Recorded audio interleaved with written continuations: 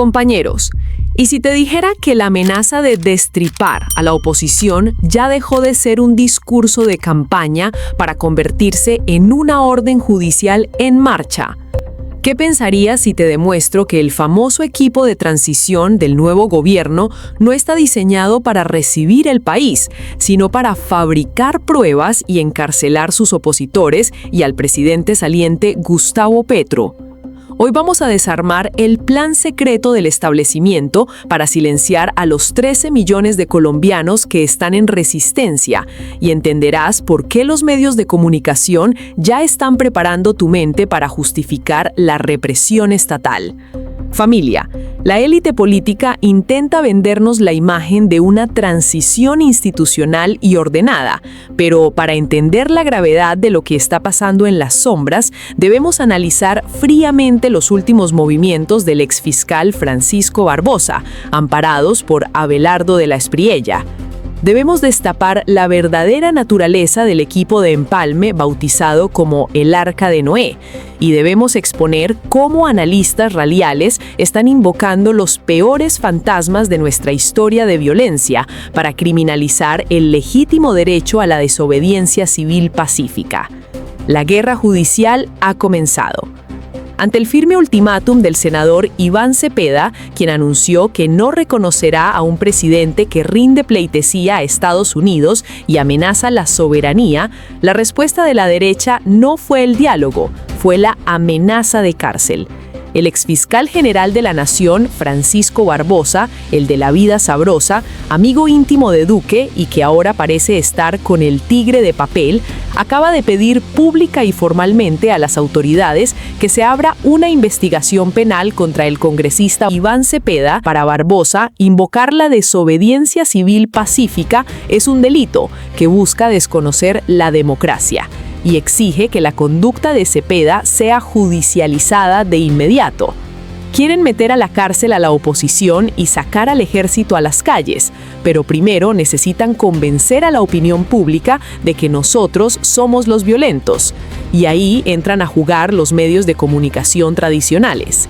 En los micrófonos de Caracol Radio, el analista político Alberto Casas lanzó una advertencia calculada. Comparó el llamado a la desobediencia civil de Cepeda con los trágicos eventos que desencadenaron el Bogotazo el 9 de abril de 1948. Casas narró cómo en aquella época el desconocimiento de los resultados electorales sumió al país en la época de la violencia, sugiriendo que la actitud de la izquierda actual nos llevará al mismo derramamiento de sangre.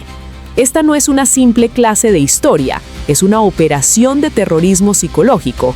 Están sembrando el pánico en la ciudadanía para que cuando el nuevo gobierno decida reprimir brutalmente la movilización pacífica, el país entero aplauda, creyendo que se evitó un nuevo Bogotazo. Y la cacería institucional ya tiene nombre propio. El presidente electo y de nacionalidad americana, Abelardo de la Espriella, junto a su vicepresidente, José Manuel Restrepo, que parece el que está y estará estos 4 años al frente del gobierno, acaban de activar un equipo de transición de 1.300 personas y $60 millones supuestamente regalados del Banco Interamericano del Desarrollo. Esta trama que han bautizado absurdamente como el Arca de Noé. Nos dicen que es la apuesta de transición más audaz de la historia, pero la realidad es que han creado un grupo élite anticorrupción, dedicado exclusivamente a buscar ministro por ministro aparentes irregularidades para trasladarlas a la justicia. No es un empalme, es la construcción de un expediente criminal gigante contra el gobierno saliente. El propio presidente Gustavo Petro ya lo denunció, advirtiendo que detrás de este supuesto interés de buscar corrupción, el verdadero objetivo es desconocer y destruir los grandes avances sociales logrados en estos 4 años. Quieren reescribir la historia y dejar a Petro como un criminal para justificar su extradición. Están preparando la maquinaria completa, jueces, medios de comunicación y comisiones de investigación. Todo para aniquilar cualquier rastro de oposición en Colombia. Ahora te pregunto a ti, sabiendo que piden cárcel para Iván Cepeda y que usan el empalme para cazar a Gustavo Petro, ¿crees que la justicia colombiana actuará con imparcialidad o estamos ante el nacimiento de una dictadura judicial? Déjame tu análisis en la caja de comentarios. Demuéstrales que no pueden manipular nuestra memoria. Si este análisis te abrió los ojos, compártelo, deja tu me gusta para romper la censura del algoritmo y suscríbete a Giro hacia la izquierda si aún no lo estás. La verdad, aunque la oculten, siempre sale a la luz. Comenzamos. Candidato, hoy el ex candidato, se puede decir ya, el ex candidato presidencial Iván Cepeda acaba ayer de salir a plantar las bases sobre lo que va a hacer la oposición en este gobierno. Y lo que dijo fue que a partir de todo lo que había sucedido, pues que ya no iba a plantear el acuerdo nacional, sino que se iba a ir a una desobediencia civil pacífica si no se cumplían una serie de preceptos, ¿no es verdad? Y de puntos, 3 puntos.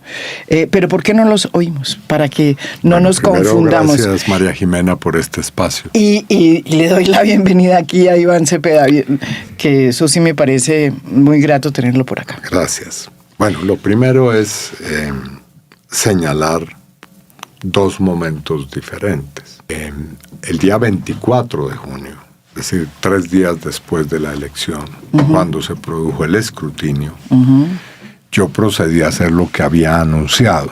Y era, si no teníamos los elementos que, digamos, deben ser presentados, íbamos a reconocer, como efectivamente lo hice en una rueda de prensa, el resultado. Sí. Esa es una formalidad que muy importante. Se cumplió de acuerdo a lo que dijimos. Y también tiende a pasarse por alto que la noche anterior, el 23 de junio, el presidente Petro había hecho un largo mensaje en X señalando que comenzaba el empalme.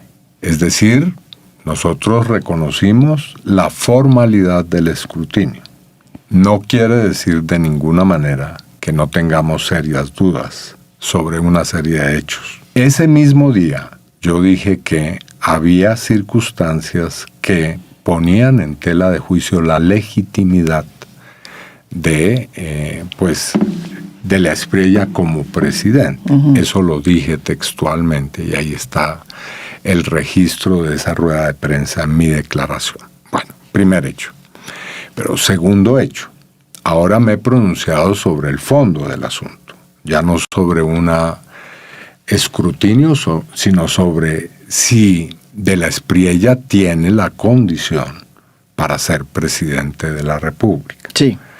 Y he presentado una serie de hechos que, digamos, no me sorprenden, no han sido objeto de un tratamiento de fondo en los medios, ni tampoco, por supuesto, por parte del entorno de la Espriella, que son asuntos que yo considero, pues, lo inhabilitan o son incompatibles con el ejercicio de la jefatura de Estado en Colombia.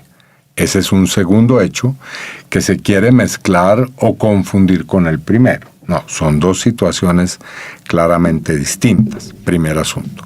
El asunto ahora, el tema del acuerdo nacional es un tema político mucho más amplio. Sí. Yo sugeriría no mezclar tampoco ese tema con lo que estamos diciendo ahora. Pero, ¿por qué no? Sí, pero yo creo que es que ha habido, Iván, hay que aceptarlo, un cambio de todo.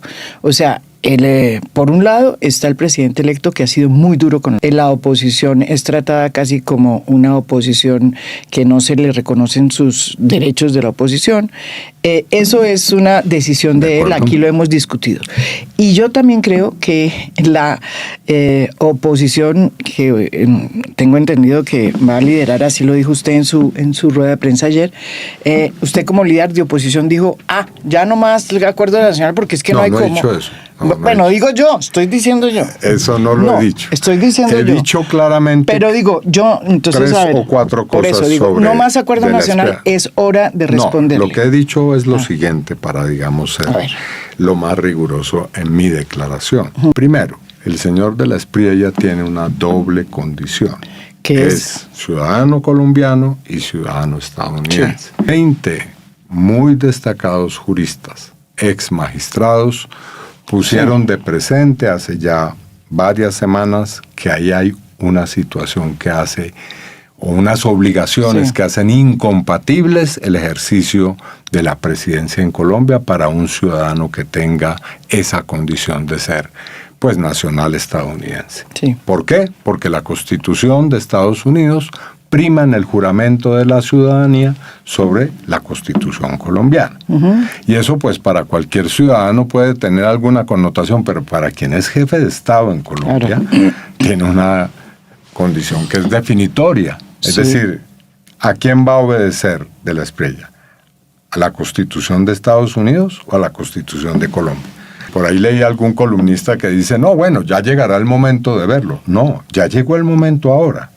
Porque de la Espriella comienza a tomar una serie de decisiones que comprometen nuestra soberanía. Entonces no es el problema de cómo nos estamos tratando oposición y eventualmente presidente elegido.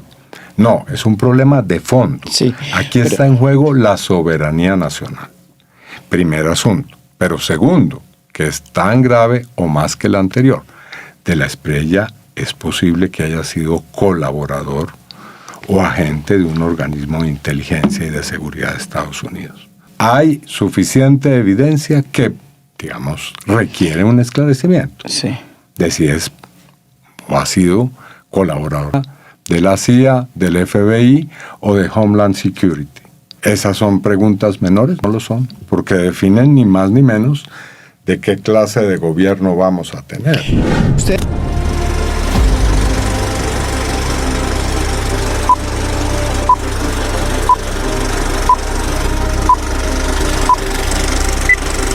Ustedes también, usted también en su alocución de ayer dice que lo que es muy importante es saber si él colaboró o no con la justicia norteamericana y qué tipo de colaboración hizo. Pero también plantea como una especie de imposición, y es que si no se aclaran esas cosas, ¿sí?, ustedes deciden, no, por eso, es lo que estoy hablando de lo que usted mismo ha dicho. Entonces, si eso no se aclara, si no se aclara qué es lo que pasa con su nacionalidad, que muchos evidentemente creen que es un asunto secundario. No, y evidentemente hay unos magistrados que ya se dijeron, unos exmagistrados dijeron, hombre, debería antes de posesionarse renunciar a su ciudadanía estadounidense. Aclarar su relación con el DOJ o con las agencias del Estado estadounidense. Pero usted le pone un ingrediente más, y es que si no se reconocen esos dos puntos, ustedes como oposición, cosa que es un hito nuevo en la relación entre gobierno y oposición, van a proceder a no reconocer su autoridad y se van a declarar en desobediencia civil. El hito nuevo es pacífica. Que tengamos un presidente. ¿Eso qué significa, Iván? El hito nuevo es que tengamos un presidente que no se sabe si está obedeciendo a la Constitución colombiana o a la Constitución estadounidense o al gobierno y al presidente de Estados Unidos. Porque existen suficientes elementos para obviamente cuestionarse sobre un asunto tan grave como este. Sí. Entonces, el señor presidente de Estados Unidos dice, no lo digo yo, lo dijo él, yo hice elegir al señor de la Espriella. Bueno, claro, eso puede tomarse como algo coloquial y simpático, pero no lo es. Sí. Es una declaración del presidente de Estados Unidos. Entonces, Colombia debe decidir si va a tener un presidente que va a servir en primer lugar en el orden de sus decisiones, deseos, intereses a Estados Unidos o al pueblo colombiano que lo eligió. Entonces, el hito nuevo no es que nosotros planteemos como una actitud obcecada, terca. No, yo no estoy diciendo, sino como una reacción a lo que hace el presidente electo. Que usted lo está planteando, María Jimena. Estoy diciendo que algunos intentan presentarlo así. Esto es una reacción simplemente, pues tal vez de venganza por haber tenido menos votos en la elección o por temor a lo que venga con un nuevo gobierno. No es nada de eso. Son hechos concretos que se están presentando. Y le planteo uno de la mayor gravedad. Sí. ¿Qué quiere decir que Colombia haga parte del llamado escudo de las Américas? ¿Eso qué significa exactamente? ¿Qué connotaciones trae para Colombia esa decisión? Sí. Bueno, yo creo que no son menores. No, pues ni más ni menos que el día de mañana, porque ¿qué es el escudo de las Américas? ¿Es parte de un tratado internacional? No hay un tratado que haga que un Estado entre al escudo de las Américas. Es una coalición temporal de algunos estados para un fin preciso, como lo hizo Estados Unidos con el Reino Unido y otros estados europeos para atacar, por ejemplo, Irak. No lo es. Es algo que es totalmente vago. Es tan amplio que uno no sabe para qué es, o mejor, puede intuir para qué es. Para precisamente hacer que en Colombia se pueda intervenir militarmente en cualquier momento y con cualquier pretexto, porque no está arreglado. Es decir, usted entra a ser parte de un grupo de amigos, socios, que le van diciendo, entre ellos, digamos, el socio mayor, el que toma las decisiones, por supuesto, no es ningún país latinoamericano o centroamericano, sino es Estados Unidos, cómo va a ser la intervención de carácter militar, probablemente económico, la extracción de riquezas naturales en el país que hace parte del escudo de las Américas. Sí. Entonces, yo pregunto, ¿esos son decisiones menores que no atañan al país, que deban ser pasadas por alto? Bueno. Pero, Iván, ¿usted qué le dice a las personas? Puedo citarle otro que es tal o más grave. Pero antes de eso, yo creo que en eso, digamos, yo creo que hay una serie de opiniones a favor y en contra que son parte como, pues sí, del gobierno oposición, ¿no es verdad? Pero es que lo que estamos viendo aquí es una actitud muy, digamos, un presidente electo que aprieta el acelerador para mirar en la oposición no a su oponente, sino una oposición criminalizada. No la reconoce como su interlocutor político.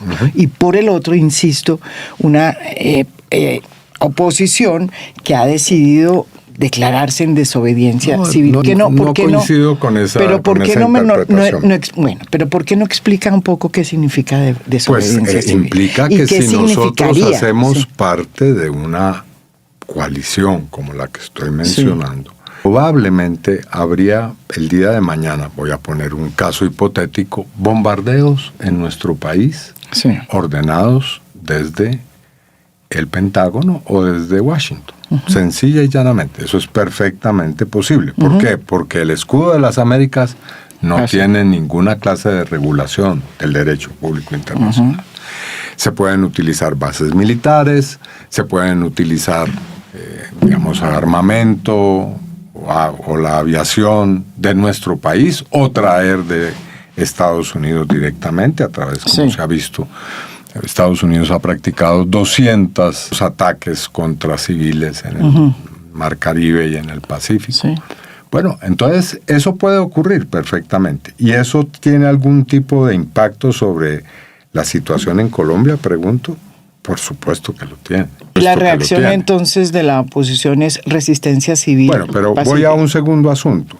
¿Cómo es posible que se esté incentivando judicializar al presidente de la República en los tribunales estadounidenses? ¿Y cómo es posible que el nuevo candidato electo promueva la extradición del jefe de Estado actual en Colombia? Sí, ¿Eso es un asunto normal, intrascendente, banal? No lo es. ¿Cómo es posible que se estén llevando listados de ciudadanos colombianos al Departamento de Justicia de Estados Unidos para que puedan ser judicializados? Pregunto. ¿Eso es algo normal, banal, trivial? ¿O puede ser que el día de mañana cualquier persona, no digo de la izquierda, cualquier ciudadano colombiano termine siendo juzgado en Estados Unidos? ¿Ese es un hecho banal? Sí, es una corrida de cerca que es nueva, es cierto, bastante nueva. No, es el fin de nuestra soberanía. No es esto no es simplemente que cambia un poco la situación, no, entramos en una era distinta. en la que en Colombia tenemos un gobierno que es más o menos, para, digamos, decirlo de una manera lo menos, digamos, patética, no es una colonia, no, es un protectorado. Sencillamente Colombia deja de tener soberanía. Ese es el problema que está en juego. No las maneras, los modales, los ritos con los que se trata la oposición y el gobierno. No es eso lo que está en discusión, sino nuestra soberanía, para mencionar uno solo de los temas que ha llevado a la declaración que hice ayer.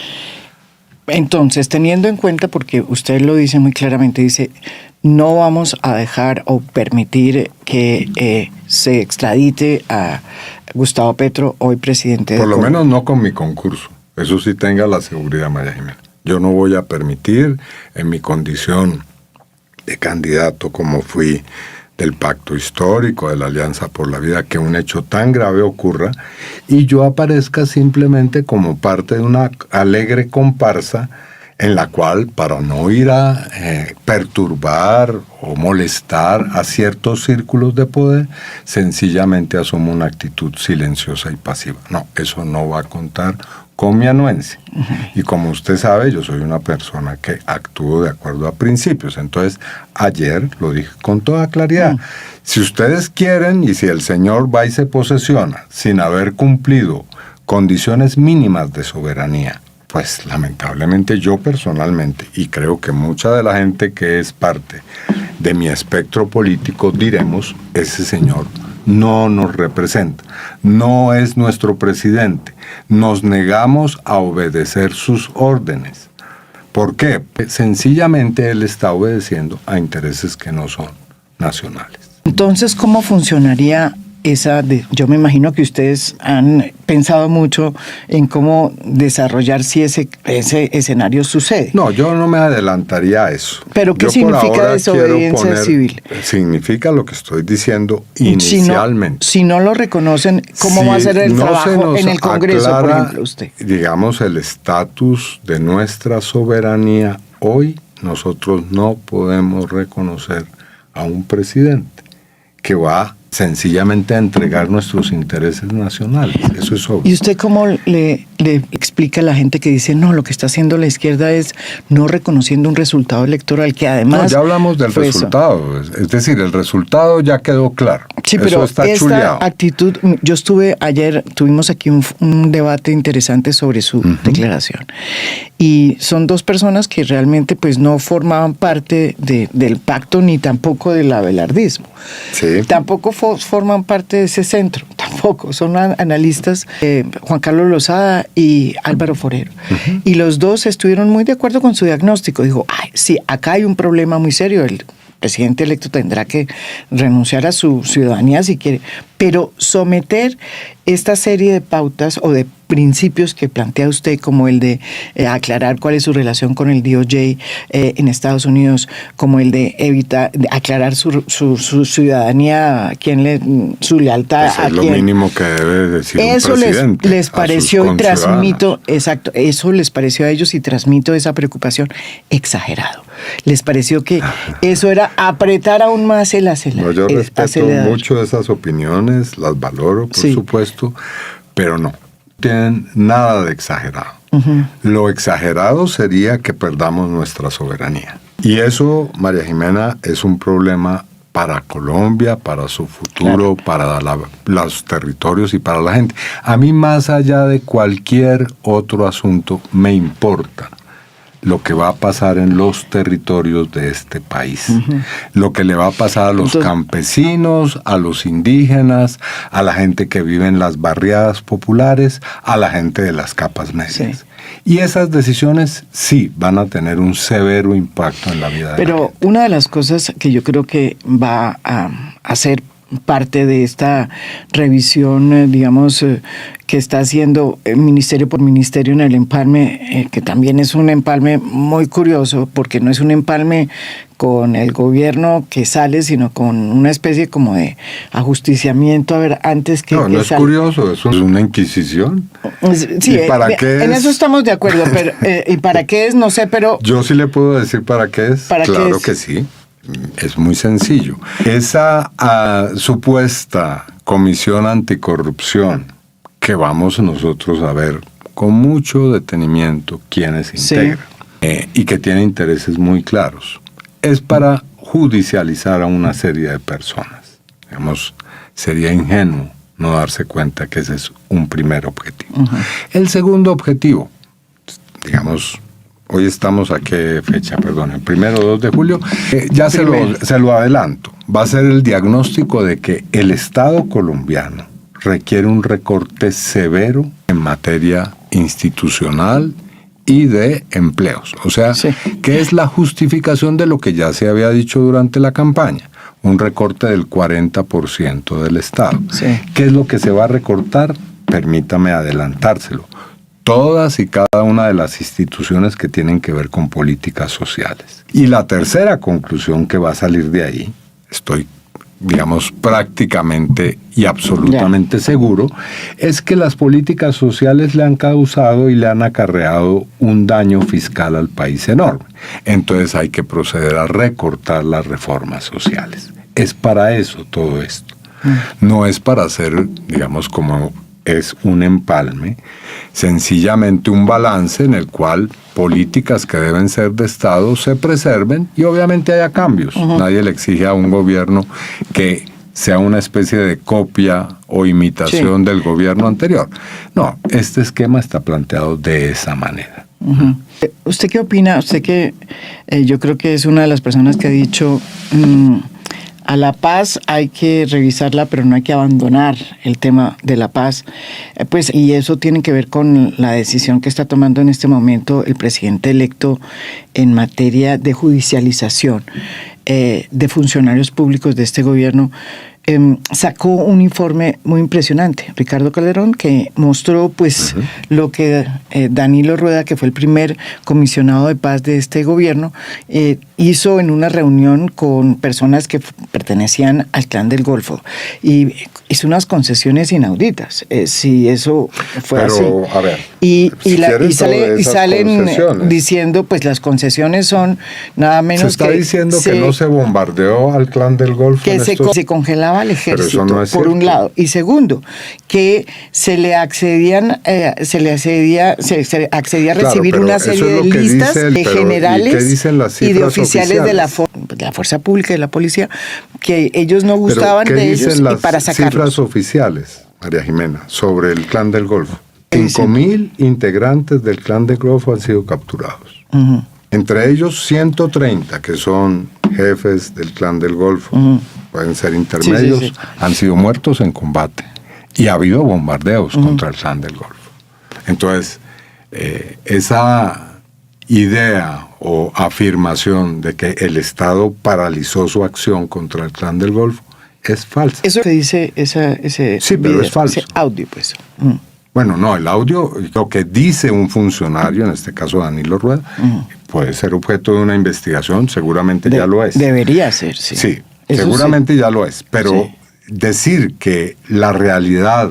Que lo que él dijo se llevó a cabo, dice usted. Sí, que los hechos es que el Estado colombiano y el gobierno dio la orden de paralizar su acción contra el Clan del Golfo, no es cierto. Y lo otro que dice que me parece más complicado y es que hay una lista de generales y de oficiales del ejército y de la policía que fueron entregados por parte del Clan del Golfo a Danilo Rueda y que posteriormente se vieron materializados. Yo creo en lo que ha dicho el ministro. En la manera como salieron 70 generales si usted ve del ejército. Cuando ocurrieron esos relevos o esas salidas, fueron cuando llegó, incluso unos días antes de que llegara al cargo el entonces ministro Iván Velásquez, se produjeron esas salidas por distintas razones, y todas y cada una de ellas claramente argumentada.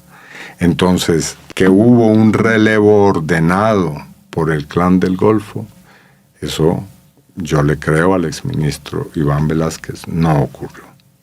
Ahora, por supuesto, habrá investigación y veremos en qué deriva. Ahora, la pregunta que yo hago es, ¿por qué los funcionarios que están involucrados en esa situación han sido inmediatamente incluidos en una lista para que sean las autoridades estadounidenses. Eso es lo que no entiendo. No, yo sí lo entiendo perfectamente, pero sí, porque, que es obvio. Porque lo lógico es que se investigue acá y digamos, se debe investigar acá. ¿Dónde está el misterio de eso? Si el presidente de la República, que va a ocupar el cargo a partir del 7 de agosto, tiene las condiciones que estoy señalando, entonces es perfectamente coherente, no hay ningún misterio, no hay necesidad de, digamos, ser un gran investigador para darse cuenta. Está intentando judicializar la oposición colombiana en las cortes estadounidenses, como lo está haciendo con el presidente Petro. Digamos, de ahí en adelante, todos los demás podemos ser judicializados, claro está. O cualquier ciudadano, un juez que no, digamos, no se presta para una de estas montajes, o un periodista, todos, ¿por qué no? Si todos podemos ser parte de un entramado que, según el señor de la Espriella, haga parte de una conspiración internacional. Entonces, para que estemos claros, lo que es cuestionable no es que pues el señor Danilo Rueda sea objeto de una investigación en la Fiscalía, que es evidente. Pero con ese audio dice, bueno, uno tiene que... Eso es evidente. El deber de responder por sus actuaciones. Yo mismo he sido investigado, seguramente lo seré, pero eso es una cosa. Pero no llevarlo a la justicia norteamericana. No, otra cosa es que las cortes en Colombia pierdan la atribución y la potestad de investigar, juzgar y sancionar a los nacionales. ¿Cómo es que opera esto? Entonces, si es así, no es necesario ni siquiera investigaciones aquí. Enviémoslas todas allá y que sea la justicia estadounidense la que diga. O es más, mejor todavía, que sea el presidente Trump el que gobierne este país. Nos ahorramos una serie de intermediaciones. Sí. Entonces vamos a esa propuesta de la desobediencia civil pacífica que usted dice. Sí, sí. Y le digo cómo se lee eso en otras partes. Entonces, antes de entrar en el sector empresarial, va a haber un estallido social. No, yo lo que diría primero es esto. Hay 8 sentencias de la Corte Constitucional que consideran que la desobediencia civil es precisamente eso, constitucional. Es un derecho de los ciudadanos. Ustedes lo por la jurisprudencia de la Corte. Nosotros hemos estudiado esa jurisprudencia y está totalmente claro. En una situación en la que se, digamos, demuestra o se puede establecer que ha habido una grave violación del orden constitucional y legal, el ciudadano no solamente tiene el derecho, sino el deber de oponerse a un Estado de esa naturaleza. Y ese es al que estamos entrando. Entonces, ¿cuál es mi deber como persona que ejerce la oposición? Y a la que 12.700.000 personas le han confiado una responsabilidad. Es, digamos, lo mínimo. Decir, mire, está pasando esto, y si sigue pasando esto, esto va a tener estas consecuencias. Perfectamente previsible. Pero Iván, usted tiene el derecho, se lo pregunto, no sé si lo va a hacer, de entrar otra vez al Congreso y operar su curul. Así ya está establecido hasta ahora. Y lo va a hacer, me imagino. Sí, hasta ahora está establecido. Y entonces la pregunta es, ¿cómo opera la desobediencia civil en el Congreso? Ya lo veremos. Y ya lo verá. Pero como dígalo, uno no adelanta sus movimientos estratégicos. Lo que sí puedo decir es que vamos a ir cosa por... Esto que se está haciendo aquí en Colombia no es un invento, hay que decirlo, del señor de la Espriella o de su muy activo vicepresidente, que a veces pareciera que es realmente quien está conduciendo las cosas, no de la Espriella. Esto ya se ensayó en Argentina, ya se ensayó en Brasil, ya se ha ensayado en otras partes. Y es muy sencillo, María. Sí. Se dice, el candidato de la extrema derecha, como es el caso de la Espriella, hace una campaña supremamente agresiva, una serie de propuestas que aparecen, como en primer lugar, un poco disparatadas. Y cuando logra el triunfo, como ha ocurrido en esta oportunidad, con los métodos que ya conocemos y que son absolutamente irregulares e ilegales, debo decirlo. Entonces, podemos hablar de eso, pero pues voy a ir primero al asunto. Entonces, cuando se llega a eso, se hace unas cuantas declaraciones que yo diría son para sedar el paciente. Ya. Es para decir, voy a ser el presidente de todas ustedes, habrá plenas garantías a la oposición, no hay nada que temer. Claro. Y mientras tanto, van ocurriendo hechos, una avalancha de hechos. ¿Cómo cuáles? Se conforma una comisión para hacer un empalme anticorrupción. Se comienza a judicializar ciudadanos en Estados Unidos. Hace que Colombia entre en un pacto militar que no tiene, digamos, claros confines, sí, que es absolutamente ambiguo, para mencionar algunas de esas decisiones. Se comienza a cuestionar las cifras de la reforma agraria. Se comienza a amenazar a campesinos. Entonces, todos esos signos y síntomas, ¿a dónde conducen? Pues a un Estado evidentemente autoritario, que va a aplicar la violencia, que va a cumplir la promesa que se nos hizo, destripar a los opositores. Esa es la realidad.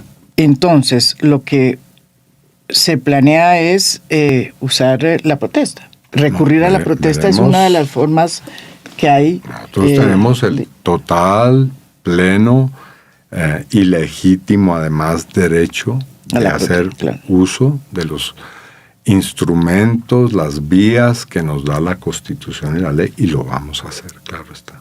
Con toda la serenidad lo digo. ¿Usted siente que estamos...? No es una amenaza como se ha presentado, no es una advertencia, no intento atemorizar a nadie, no, estoy diciendo con toda la claridad, la serenidad del caso, cómo vamos a proceder. ¿Y usted es consciente que eso puede, con la posición también que tiene el propio presidente electo, llevar a Colombia pues a una situación... él la está llevando. Muy complicada. La responsabilidad es de él, pues, no nuestra. No, nosotros hemos vulnerado la Constitución, porque es, a mi modo de ver, un poco, ¿cómo decirlo? Bueno, Petro casi... Es un poco cínico protestar porque alguien propone una constituyente. Sí. Pero cuando alguien propone, digamos, reemplazar la soberanía nacional, eso sí es normal. Es simplemente una ligera modificación. No es así. Pero yo creo que también esta decisión de acelerar y esta digamos, manera tan especial que tiene el presidente electo de imponer el poder que realmente pues no se había visto. Pero ¿y por qué no llamar las cosas como son? Sí. De una manera absolutamente autoritaria y violenta. Estoy de acuerdo, pero lo que pregunto es... ¿Cómo le llamamos a eso? Pero también yo simplemente una, digamos, exaltación o digamos... Pero por el otro lado... No, eso es violencia. Claro. Violencia contra las mujeres, contra los medios de comunicación, contra las personas de la diversidad sexual, contra todos aquellos que no piensan como él. Eso es violencia. Es correcto, pero yo le quiero... No, estoy de acuerdo con usted, pero perfecto. También le quisiera decir una cosa. A mí me sorprendió mucho que el presidente Gustavo Petro no aceptara en la primera vuelta, que yo creo que fue donde el presidente Petro no hizo aceptó además con una serie de argumentos que realmente no eran ciertos. Bueno, esos son opiniones válidas, algunas, otras no. Y a regañadientes lo ha hecho. Lo real es me pareció que el que no debería haber presidente pasado. ha establecido el empalme con el gobierno que supuestamente ha sido elegido por medios, digamos, legales. Y que hemos reconocido en el escrutinio. Ese hecho y el hecho de que el presidente ha invitado a la Casa de Nariño a quien ha sido elegido y ha recibido como respuesta un portazo en la cara, es lo que muestra esta situación. Así que los que buscamos encender la chispa que va a producir el incendio, no. Nosotros estamos actuando de una manera absolutamente aferrada y respetuosa de la Constitución. Eso es lo que hemos hecho desde el comienzo y lo que yo he hecho responsablemente hasta el día de hoy. Y seguiré haciendo, por supuesto. Pero eso es una cosa que no debe ser confundida con debilidad, con transigir con la arbitrariedad o peor con la opresión y el autoritarismo. No me voy a prestar a eso. Eso es una pregunta que le iba a hacer. ¿Alguna llamada del presidente electo o del presidente Gustavo Petro se usa? Que cuando gana un presidente electo, el presidente en ejercicio, pues llama al otro. No, el presidente dijo que estaba ¿Lo dispuesto. llamó? No, estaba dispuesto a recibirlo en el Palacio de Pero es Nariño. distinto, se habla, se llama. Pero es que yo creo que la animadversión es de los dos lados. Aquí hay una invitación a la Casa de Nariño que cualquier otro presidente ha aceptado en cualquier otro momento. Aquí no se ha producido. Sí. O digamos que tiene que hacer el presidente, tender una especie de tapete rojo para que... No. Aquí hay una dignidad del jefe de Estado. También la hay de quien ha sido elegido. Bueno, pues de acuerdo a esa dignidad, entonces, sin humillaciones, sin prepotencias, sin soberbia se hacen las cosas. Pero no ese es el estilo. O cuando a usted le dicen que la van a destripar, ¿usted cómo reacciona? Diciendo esto es un poco exagerado, tal vez no es lo más decoroso. ¿Cómo llamar a eso? Yo le confieso que hasta ayer o antes de ayer, su primera alocución, yo pensaba que el presidente iba a conciliar y que era una cosa el candidato y que ahora iba a gobernar. Pero vi la primera alocución y evidentemente el acelerador. Va a cumplir, digo yo, desafortunadamente lo que prometió frente a la oposición y frente a otros planteamientos que ha hecho. Obviamente va a intentarlo, pero es difícil, pero lo va a hacer. No ¿sí? vamos a reaccionar de una manera ni pasiva, ni obsecuente, ni abyecta frente a un trato de esa naturaleza. Somos, digamos, personas muy curtidas en esto, María Jimena. Usted lo sabe bien. Uh-huh. No, es decir, no es el primer gobierno autoritario ni el primer bravucón que enfrentamos. No. No aceptamos esos tratos. No vamos a transigir con esas formas. No nos vamos a prestar a legitimar algo que es a todas luces pues una aberración. ¿Qué tal un presidente colombiano, un jefe de Estado que tiene que atender las órdenes de un gobierno extranjero? Eso no. Bueno, y hablando de la oposición... Y no es que otros no lo hayan hecho, este es más abierto, claro está. Usted tuvo la experiencia de Álvaro Uribe y ha tenido, pues, mitad de su vida se ha dedicado a enfrentar a Uribe en los estrados judiciales. Sí. ¿Qué diferencia tiene o plantea usted entre una jefatura como Álvaro Uribe? Tuvimos una discusión por eso. ¿Cómo no? Sí. Yo creo que... Voy a decir una palabra que a usted no le gusta. Vamos a terminar añorando a Álvaro Uribe. Uribe nunca lo añoraría. Porque de tal tamaño es lo que viene con Abelardo. Yo creo es que hay un contexto geopolítico y geoestratégico distinto. Hoy estamos ante dos fuerzas que están de tal manera conformadas en nuestro hemisferio que esto que se está haciendo puede tener consecuencias muy graves. Para el continente, por supuesto, y para Colombia. Fíjese usted la situación que está emergiendo en países como Perú, como Ecuador, de alguna manera en Argentina. Está pasando en Bolivia. Exactamente. Y eso puede ocurrir en Colombia, por supuesto que puede ocurrir, si no se tiene, obviamente, el cuidado de respetar la Constitución. Entonces, pero no me contestó qué significa Álvaro Uribe y qué significa lo que le digo, Abelardo de la Espriella. No, yo creo que no es una línea de conducta y de visión política distinta. No, estamos ante un candidato que tiene hoy, o candidato electo, que tiene hoy una situación muy distinta con relación al nivel de vulnerabilidad frente a lo que se decida y a lo que se le exija por parte del gobierno de Estados Unidos, por supuesto. Y ya lo mostraron los congresistas que le dirigieron hace unos días una carta al fiscal general de Estados Unidos y al secretario del Tesoro, en la que señalan que el señor de la Espriella tiene una fortuna que es realmente o debe ser objeto de una investigación a fondo. ¿Por qué? Lo dicen ellos, no lo digo yo, está muy articulada, muy relacionada con personas del narcotráfico y también con el señor Alex Saab, en fin. Entonces, una persona que tiene esa posición tan vulnerable, pues obviamente va a tener una posición mucho más obsecuente frente a cualquier presión externa. Hablando de esta... y no es que Uribe no las tuviera, por supuesto. Sí, estamos ante una nueva frontera. Se diría, todavía no sabemos muy bien cómo definir al presidente electo. En materia, pues hay que... Yo tengo algunas definiciones ya muy claras, ¿sí? ¿No? Y las he dicho, por eso es que lo denuncié penalmente antes. ¿Sí? Hay gente que dice que esto se nos volvió como una especie de estrado judicial, ¿no? Entonces, no hay un debate, no hubo debates, que es una de las cosas que se le cuestionan mucho a usted, Iván, cuando fue candidato. Sí, pero no por si quisiera, yo hice, digamos, claramente una oferta de debate y llamé a que se hiciera. Ahora, ¿por qué no se quiso? Pero imponiendo una serie de reglas que eran casi imposibles de cumplir por el otro. ¿Por qué va a ser imposible que haya reglas, María Jimena? No, las reglas deben existir, por supuesto, en todo. Yo entiendo que al señor de la Espira no le gusten las reglas, pero sí hay que acatar reglas, porque eso no se trata, digamos, un espectáculo de lucha libre.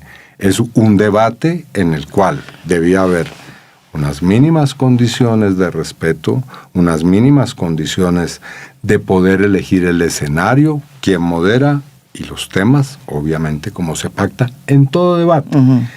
En cualquier debate, en una campaña electoral, así se ha hecho en Colombia y se hace en cualquier lugar, se pactan unas reglas.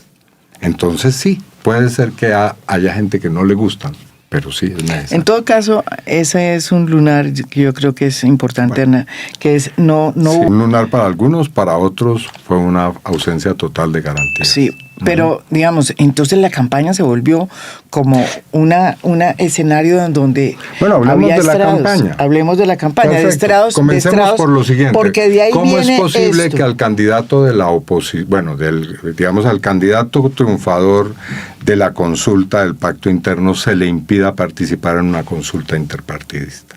Y en cambio a otro candidato que estaba enfrentado en esa consulta sí se le permite. ¿Usted cómo califica eso? ¿Daniel Quintero? ¿Cómo no? Sí.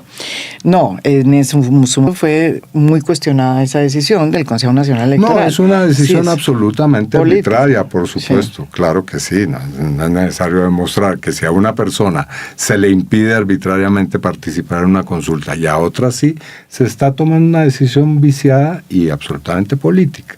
Entonces, partamos de ese hecho.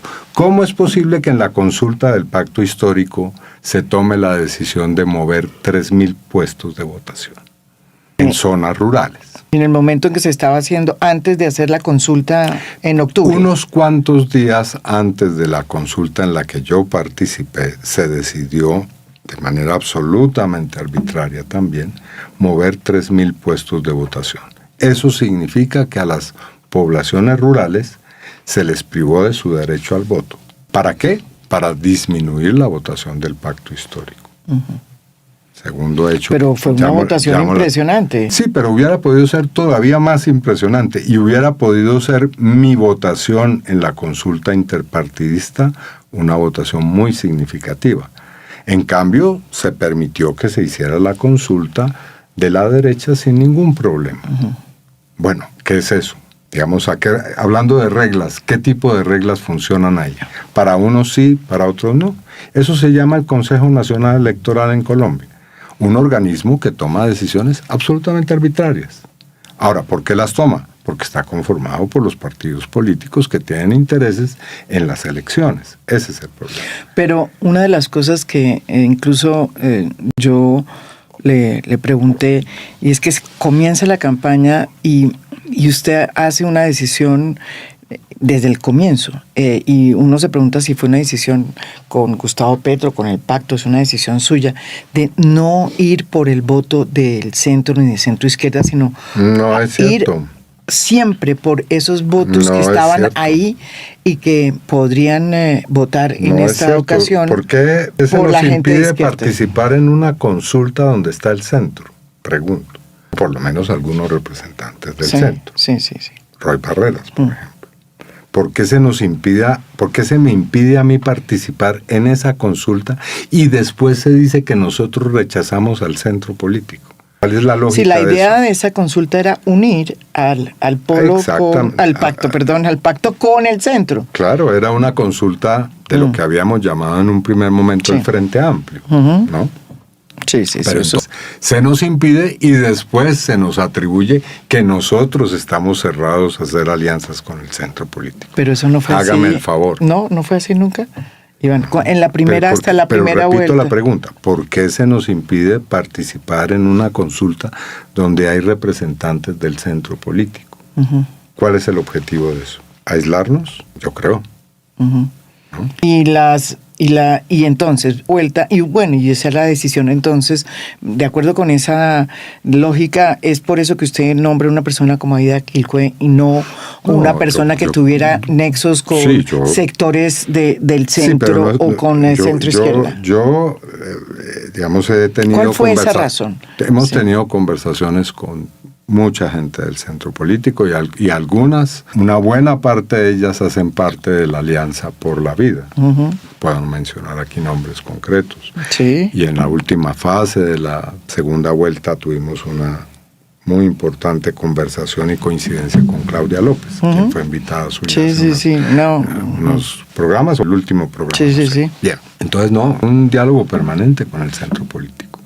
No ha habido un rechazo ni el interés de no hacer conversaciones. ¿Y usted también habló con Sergio Fajardo o no lo llamó? Sí No voy a entrar a ser infidente porque yo respeto mucho esas digamos, lo contactó. Sí hubo contactos, evidentemente, y también hubo contactos con Oviedo, en fin. También Oviedo con todo el acá espectro, digamos, del centro político se han tenido conversaciones. Y se ha buscado hacer alianzas, por supuesto. Obviamente aquí primaron otros intereses en algunos casos. Algo que usted diga... Ahora, la designación, perdón, porque pasé por alto, de Aida Quilcue es totalmente legítima. No, yo no estoy cuestionando. Me pareció una... que no aportaba tanto, no porque no fuese importante ella como líder, sino que no aportaba... porque de hecho ya todas las... todo el mundo indígena estaba con ustedes. Sí, no, pero digamos más allá de esa, yo creo que Aida sí tiene, digamos, un impacto, el nombramiento o la designación de Aida como fórmula sí tiene un impacto sobre un espectro muy importante de los electores. Aquí tiende a olvidarse que nosotros hemos obtenido 12.700.000 votos, lo cual no es una fracción de la población que votó. Obviamente esa mitad, por lo menos una muy significativa, porque admite como yo que ha sido históricamente excluido, ha sido objeto de un racismo estructural y de un menosprecio cuando es parte de nuestra riqueza como cultura y nación. Entonces, vamos a eso es, pero vamos a lo que está diciendo el presidente electo. No, el presidente electo están desconociendo esos votos y dicen que eso es producto del voto fusil, que es una manera que ellos han utilizado una palabra para decir que los votos que obtuvo usted en los territorios donde hay presencia de organizaciones criminales son también voto fusil. Votos en varios territorios. Pero no solamente voto fusil, sino voto comprado. Está el voto comprado y voto fusil. Sí, bueno, pero no, vamos por partes entonces. No, el señor de la Espriella triunfó en varios de los lugares donde hay una de las más importantes presencias de grupos armados. En Catatumbo, por ejemplo, en Guaviare, ¿no? En Arauca. En Arauca, sí. Entonces, es el sentido de estigmatizar y realmente poner en peligro poblaciones enteras. Porque ya inmediatamente tenemos una reacción que parece muy folclórica y tal vez exótica de un concejal que propone bombardear directamente esas poblaciones.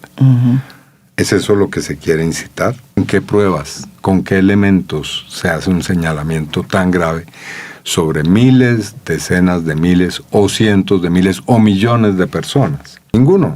No hay ningún elemento que lo demuestre. Hay poblaciones que han votado como han votado en la elección del 21, en el plebiscito de 2016 e incluso antes.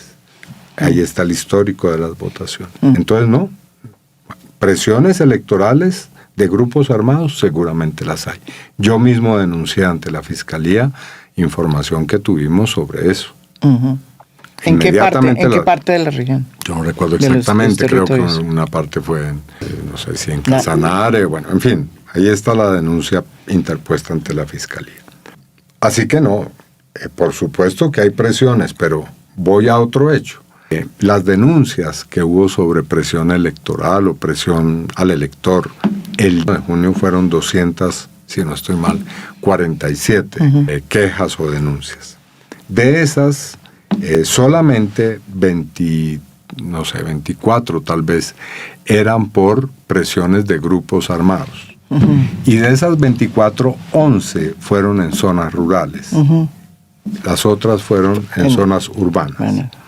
Entonces, bueno, puede ser que haya denuncias que no se hayan presentado ante la autoridad, por supuesto, pero la realidad es que hasta ahora no se ha probado de una manera seria y rigurosa que haya algo que se pueda denominar como se ha hecho voto fusil.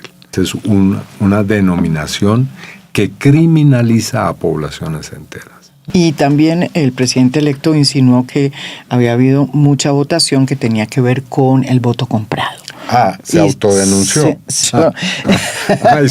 Hizo una denuncia de sus prácticas. Hizo la denuncia de que esa práctica la estaba haciendo la Sí, pero oposición. no hemos visto esas denuncias en la justicia ni las pruebas de esas denuncias. Sí envió una lista al Departamento de Justicia de Estados Unidos. Por eso, a eso me estoy refiriendo. Eso. Es decir, usted hace una acusación X, ¿no? Me dice, tal persona está en tal delito. Por lo tanto, envió inmediatamente la información al Departamento de Justicia de Estados Unidos. ¿Y dónde está la denuncia ante la justicia nacional? No la hemos visto. No hemos visto esa denuncia penal. En cambio, nosotros sí hemos denunciado hechos concretos ante las autoridades judiciales, ante la Fiscalía. ¿Y qué hechos concretos? Hemos hecho de toda índole. Tenemos denuncias. Contra él presentamos 2 denuncias por hechos que habían ocurrido en el pasado y hemos presentado otras por situaciones que tienen que ver con el actual proceso electoral. Y de toda índole. Eso no sabía, porque... Claro que sí, esos son hechos. Bueno, pero vuelvo a esto que estábamos hablando, y es que esa campaña no tuvo debates, pero además se volvió como... ya expliqué por qué no. Sí, pero se volvió por X o las razones que sean. Pero sí son importantes, María. Las razones son importantes, pero mire lo que le pasó a esa campaña, se volvió como una especie de epicentro de una discusión entre estrados judiciales, en un estrado judicial. Yo hice un planteamiento de campaña muy claro. Incluso se ha hecho la crítica de que era excesivamente voluminoso. Yo presenté una propuesta al país y con un programa, y he hecho la exposición de ese programa ampliamente en 160 actos públicos que han sido transmitidos. He hecho debates en el Congreso sobre mis planteamientos, o sea que no fue simplemente una querella o un litigio judicial. Yo me tomé el trabajo de hacer un programa que presenté al país juiciosamente. Del otro lado, ha habido evidentemente toda clase de insultos, acusaciones y calumnias. ¿Cómo se ha respondido a las propuestas que he presentado? Diciendo que yo soy el heredero de las FARC, por ejemplo. Una afirmación que no tiene ningún correlato ni ningún sustento judicial, ni que ha sido probada de ninguna manera, salvo por unas fotografías que circulan de mis diálogos en La Habana con la guerrilla haciendo funciones de facilitación. Esa es toda la prueba que hay para que alguien sea acusado de ser parte de una organización armada. Pregunto. Ese fue el argumento. Esa fue toda la línea discursiva de los candidatos de la derecha, de la señora Paloma Valencia, del señor Abelardo de la Espriella. Oyéndolo, evidentemente vamos a una situación muy complicada, porque pues tenemos por un lado a un presidente electo que no reconoce a la oposición y una oposición que, por las razones que usted está planteando, pues no va a reconocer al presidente. No, tenemos un presidente que tiene doble ciudadanía y una de esas ciudadanías prima sobre la otra. Por eso, pero si no y se... tenemos un presidente que puede ser, o digamos, cabe presumir que ha sido parte de un organismo de inteligencia y de seguridad extranjero. Y tenemos un presidente que está dando pasos para comprometer nuestra soberanía. Eso es lo que tenemos. Ahora, además de eso, sí, efectivamente tiene una posición de persecución de la oposición. Pero yo pregunto lo siguiente, María Jimena. ¿Usted me ha oído a mí decir que al señor de la Espriella hay que atacarlo físicamente? No, la verdad no. ¿O que hay que aplicarle algún tipo de violencia? Ninguno. Todas mis acciones contra el señor de la Espriella tienen, sí, son jurídicas, porque esos son los instrumentos que habilita la Constitución y la ley. Sí, cuando yo creo que es necesario denunciar a alguien por un delito penal, sí, voy ante la autoridad y lo denuncio, ¿no? Pero no amenazo o advierto que le voy a sencillamente aniquilar. Esa es la diferencia que hay entre lo que ha hecho el señor de la Espriella y lo que he hecho yo. Pero digamos que Gustavo Petro no ha hecho eso tampoco. O sea, Gustavo Petro es más... Hasta ahora no le he escuchado al presidente Petro ninguna amenaza de aniquilar o eliminar o extraditar al señor de la Espriella. No, él no hace ese tipo de cosas, pero sí hace una serie de pronunciamientos muy distintos a los suyos. Que el presidente tiene su estilo, yo tengo el mío. Sí, claro. No, son distintos, eso sí se lo iba a preguntar. Cuando los vi juntos, los vimos todos juntos ahí en Palacio. Sí. Donde casi el presidente no dice, oiga, sí, acepto que el otro sea, pues Abelardo de la Espriella es el presidente electo. Ganó, sí, pero le faltaba decir... le faltó decir, es el nuevo presidente. Ante los medios de comunicación que se estaba listo el empalme. Pero lo hizo regañadientes. Usted es distinto. En serio, de talante y todo. Es decir, de una parte alguien que amenaza con destripar a otros y de otra alguien que invita a Palacio a hacer un empalme. Sí. Eso, digamos, creo que tiene una diferencia cualitativa importante, por supuesto. Pero la pregunta es, ¿quién es el jefe de la oposición y cómo está su relación con el presidente ejerzo Gustavo? unas funciones de oposición. El presidente es el jefe del Estado y toma sus posiciones políticas. Una vez que se retire de la jefatura de Estado, él tomará sus decisiones, pero es indiscutiblemente el máximo líder de nuestro espectro político, por muchísimas razones que no voy aquí a anunciar. Ahora bien, nosotros tenemos una relación totalmente articulada, que no es de ninguna manera, como se ha querido en múltiples oportunidades, presentar, o yo diría incluso manipular, de enfrentamiento, de competencia. De mí, digamos, lejos cualquier aspiración a ser, es decir, a duras penas me lograron convencer de ser candidato. De que fuera candidato. Y lo hice con toda la seriedad y lo haré hasta ahora. Lo he hecho y lo haré en el futuro con toda la decisión porque soy una persona que cumple responsablemente sus deberes políticos. Y en este caso he asumido con toda la conciencia esta opción. Pero bien, no soy una persona que tenga, por lo menos me cuido mucho, desmedidas ambiciones políticas. Eso no es lo mío. Entonces no hay una competencia por quién es más jefe o no, eso no existe. Y eso probablemente a les gusta. Quisieran que yo o él tuviéramos, digamos, algún tipo de concesión o veleidad con esa clase de enfrentamiento. Iván, y sí, mucha gente, yo me acuerdo que usted decía al comienzo, dijo, yo no quiero ser candidato. Pues no lo busqué. Pero no lo buscó conscientemente. Pero cuando asumí el rol, porque hice un proceso muy serio y riguroso para tomar la decisión, me comprometí seriamente en hacerlo. Y hasta el día de hoy así lo he hecho. 10 meses continuos. Pero fíjese, no sé si es cierto esta historia que dicen que usted no quiso que viniera una como Armando Benedetti. No, yo... entre otras porque usted ha sido muy distinto en ese caso, en el tema de la corrupción, y muy diplomática. No voy a entrar a casos particulares. Porque pero lo eso que va a reventar ahora, todos estos escándalos. No sé cómo será lo que venga la campaña que yo he adelantado. Sí, fue contra la corrupción. Lo he dicho total y claramente, ha tenido unos principios muy, digamos, nítidamente establecidos desde el comienzo. Y se han, debo decirlo con orgullo, respetado esos principios.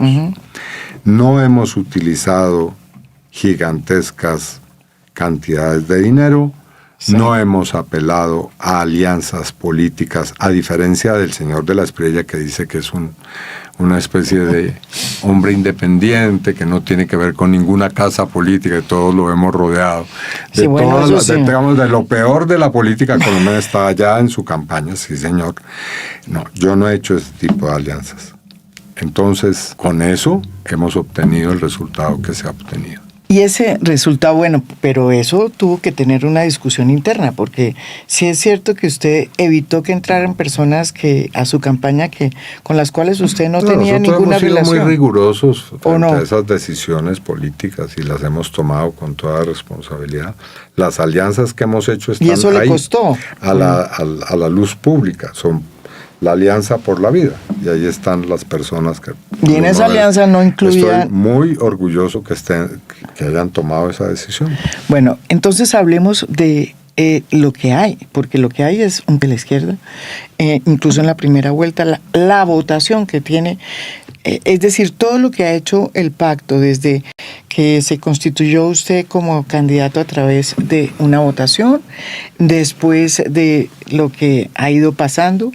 Y en la primera vuelta, aunque perdió, la votación que puso la izquierda, que esa sí es una votación más de izquierda, me da la impresión a mí, pues la votación que tuvo Gustavo Petro en primera vuelta hace 4 años. Yo diría que ese es un acumulado y ahora, de muchas, impresionantemente de llegó a factores, casi ¿no? Es, 12 a mi millones. modo de ver, es un reconocimiento a lo que se ha hecho en estos años de gobierno. Es también un reconocimiento a la labor que ha hecho el presidente Petro. Es un reconocimiento a mi labor como candidato, a la labor conjunta del pacto histórico que tiene hoy la bancada en el Congreso pues más numerosa, a muchos dirigentes sociales, populares, pero también a la Alianza por la Vida. Así que no es una razón solamente, yo creo que es la sumatoria de varias. Pero usted, ¿por qué cree que no? O sea, cuando uno ve todo lo que estaba pasando en la izquierda, y a pesar del revés de la primera vuelta y de los errores que se cometieron, usted me dirá cuáles serán, porque hubo errores para que no se ganara y sobre todo después de la semana que le siguió. Y usted iba ascendiendo cuando se iba a producir la segunda vuelta, y hay quienes dicen, los analistas dicen, si las elecciones hubieran sido 2 o 3 días después, pues Iván Cepeda gana. Bueno, y de todas formas, el resultado de 248,000 votos, lo que lo lleva a uno es no a decir por qué ganó Abelardo de la Espriella, sino por qué perdió Iván Cepeda por 248,000 votos. Yo creo que ese es un análisis que hay que hacer a la luz de múltiples factores. Y seguramente se cometieron errores de los cuales el único responsable soy yo. Eso sí, que quede totalmente claro. Gustavo Petro, porque Gustavo Petro es el jefe del Estado, yo soy el candidato.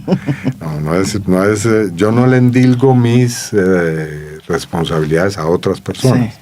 No, los errores que se cometieron y los aciertos, pocos o muchos, son mi responsabilidad.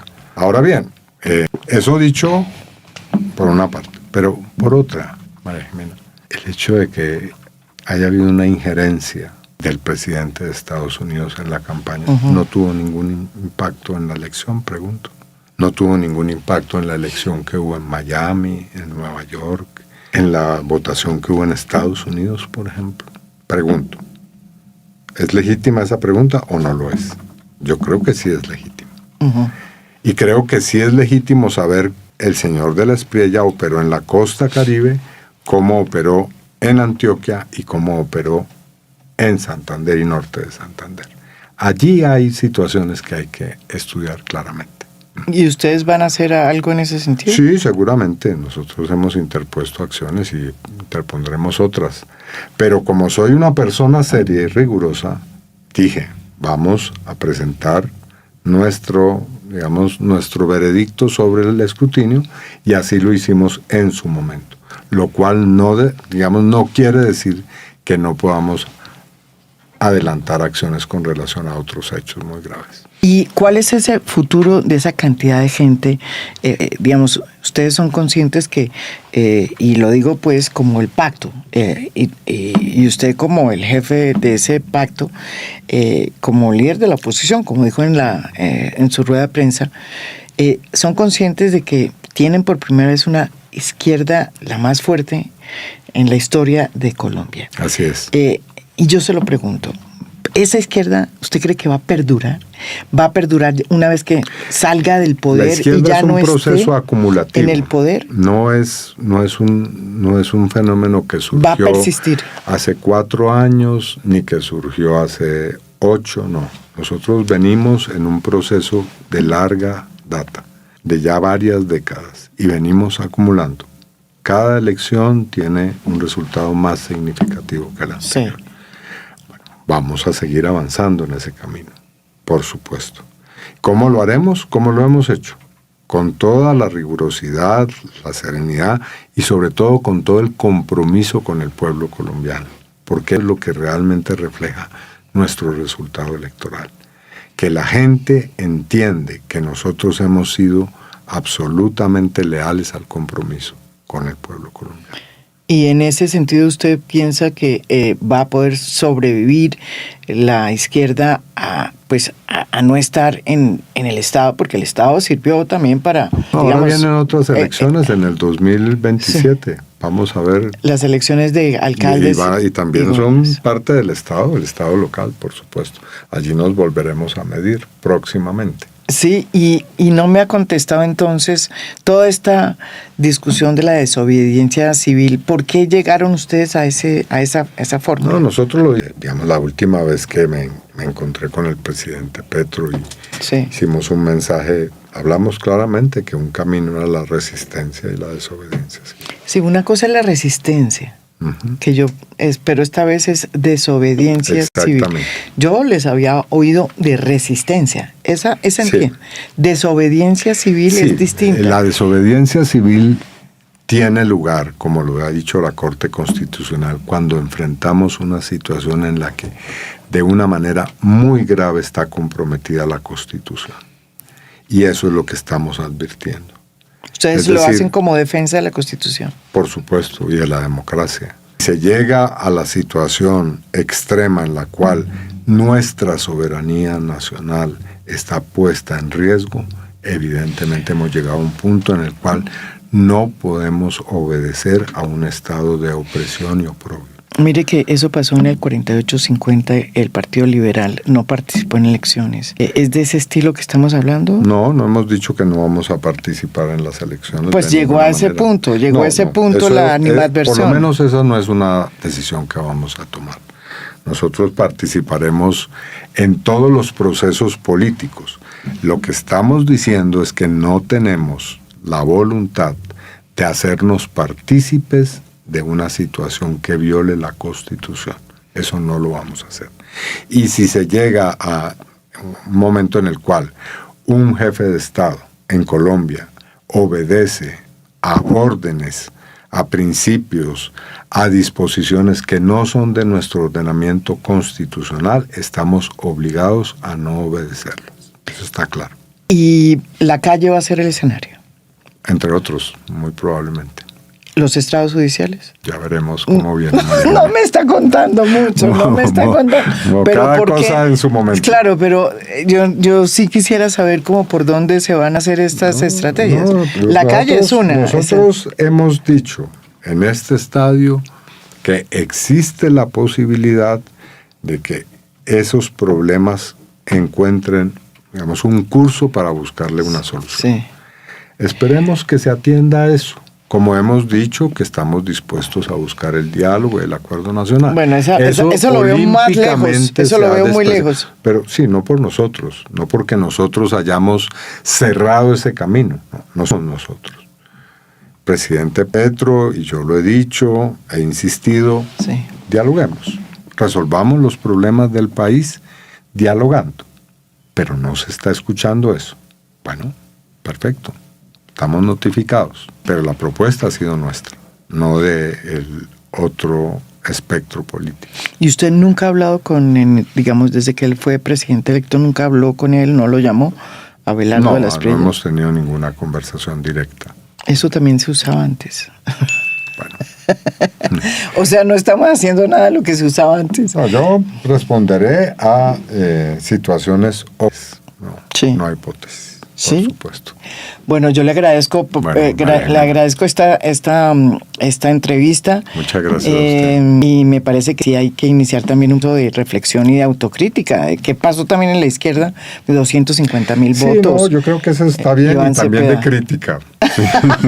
De crítica no, de críticas creo que vaya a abandonarla. No, en ninguna manera. Pero la izquierda es autocrítica, Iván, eso es... No, María Jimena, yo no tengo problema en reconocer errores, problemas, lo he hecho en toda mi vida política, pero lo que sí no estoy dispuesto es a que a la persecución política que nos están tejiendo, digamos, añadamos el deber de autocriticarnos. No, nosotros diremos lo que nos corresponde, pero si vienen por nosotros, si vienen a poner en riesgo la integridad de nuestra gente, de las comunidades en los territorios, vamos a responder de una manera enérgica, pacífica, pero enérgica.